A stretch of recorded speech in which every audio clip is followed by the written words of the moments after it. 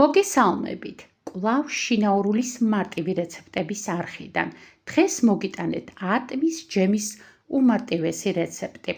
შინაურულის არხზე არის ატმისგან მომზადებული სხვა რეცეპტები, მათ შორის ატმის ტორტი, ატმის პიროგი, უმარტივესი ატმის ნამცხვარი, ასევე ატმის მურაბის, ატმის წვენის რეცეპტებიც, რომელიც უნდა ნახოთ შინაურულის არხზე და მოამზადოთ. მაშ ასე ნებისმიერი ჯიშის ატამი გავრეცხოთ, შემდეგ კანი გავაცალოთ და ასე დავჭრათ, შემდეგ ავწონოთ.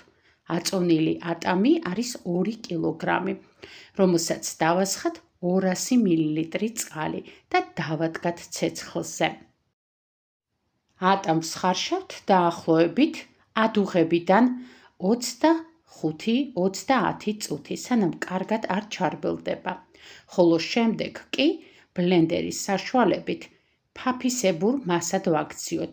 თუ არა გაქვთ ხელის ბლენდერი, შეგიძლიათ უბრალოდ საწურში გაწუროთ და მივიღოთ ასეთი ფაფისებური მასა, რომელსაც დავაყაროთ შაქარი. 2 კილოგრამ კანგაცლილ ატამს დავამატოთ 1 კილოგრამი შაქარი და კვლავ დავდგათ საშუალო ცეცხლზე. დრო და დრო მოვურიოთ, რომ ჯემი არ მიგვეწვას და ვადუღოთ მანამდე, სანამ არ მივიღებთ ისეთ ფერს, რომელიც ჩვენ გვსურს.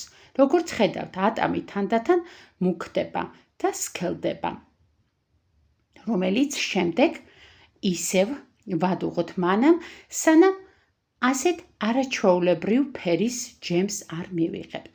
შინაურულის არხზე არის ატმის ჯემის სხვა რეცეპტიც, რომელშიც ვაშლი არის გარეული, მაგრამ ამ შემთხვევაში მხოლოდ ატმის ჯემი მოვამზადე, რომელიც არის ძალიან არომატული და გემრიელი, ამიტომ აუცილებლად უნდა სინჯოთ.